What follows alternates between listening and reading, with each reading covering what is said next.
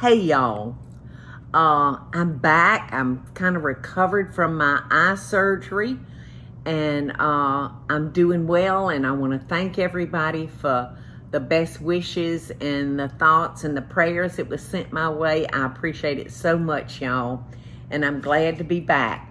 Well, in today's video, I'm not gonna cook.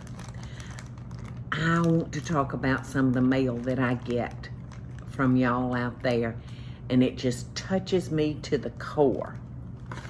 And I'm gonna read just some of the things, some of the letters, some of the gifts that y'all send to me. I just want to share this with everybody out there, because I said, you know, this world's got some booty holes living in it, but then the nice people far outweigh the booty holes. So it's nice to just be reminded of really nice, caring people. And this comes from Heather Drucker. And she said, I've been entertained by you for years. Your love of family, food, and utter joy is the essence of who you are. And did I mention your laugh? To me, I sound like kind of like a witch, Heather.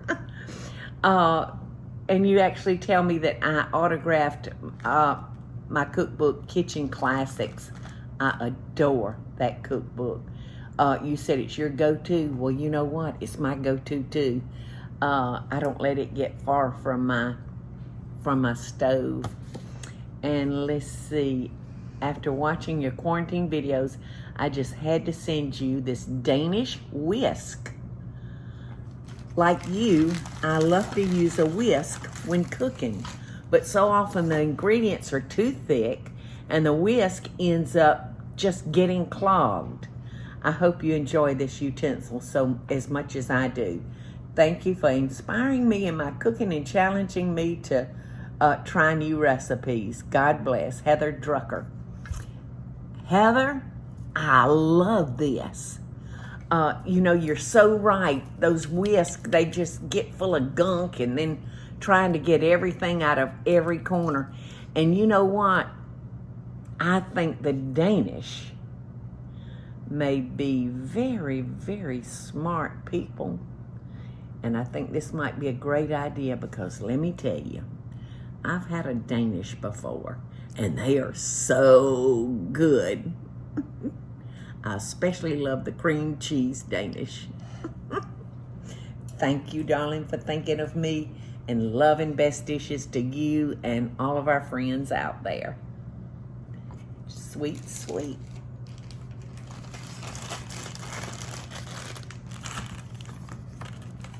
Okay, do I have time for another one, Eddie? Sure. Okay, good. This one says, Dear Paula, thank you so much for your quarantine cooking videos.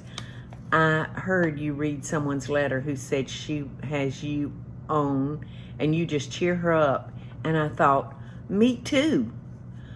You absolutely cracked me up when you were making tomato pie and you said, what the hell did I say cauliflower for? And then you added, I'm 73, damn it. I was bent over about to wet myself. And that laugh, you're a big, bright spot. I always text my sister and tell her to be sure to watch whatever you're making. Then we laugh about it together, and we're right there with you. We're 68 and 62. Y'all are kindergartners, girls. We call the roll just to speak to our grandchildren and can't remember our own names some days. And thanks for introducing Eddie to us as well. It's always nice to put a face to the name.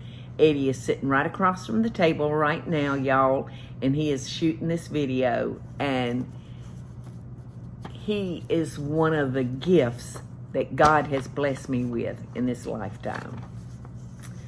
Let's see.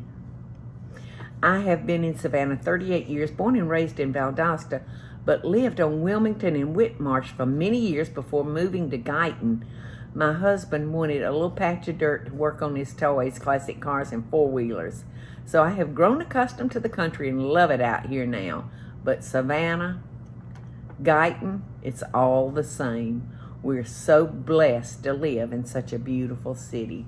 Thanks again. Much love and good health. Ginger. Ginger, I'm not sure. Does that say deep, Eddie? Ginger deep? D's. I bet it's D's. Ginger D's. Well, thank you, Ginger, for such a sweet letter, and it's such a privilege for me to come in and help y'all out on bad days where you feel like you might need a cheerleader. I know I have those days, and we just got to remember, girl, keep on laughing. Keep on laughing. Do I have time for another one, Eddie? I think we got time for one more. Okay, one more, y'all. Hi, Paula. I truly enjoy your quarantine cooking shows. I'm learning how to make so many of your dishes. I have a request. Would you make some hot water cornbread? Mine just doesn't come out right. I highly appreciate it. Miss Ira Strong from Houston, Texas. You know what, Miss Ira? I make a lot of cornbread, but you know, I don't think I've ever made hot water cornbread. But how about if on one of the quarantine cooking videos, I do some investigating and we'll try to make it together and see if it works, okay? Thank you for your request. Love and best dishes to you, Miss Ira. All right. All right, Eddie tells me that's right. That's all. That's it. The end. Hey y'all, it's Paula Deen. Now, if you enjoyed this video, be sure to like it and click the subscribe button as well as the notification bell to be alerted when I post a video. Love and best dishes, y'all.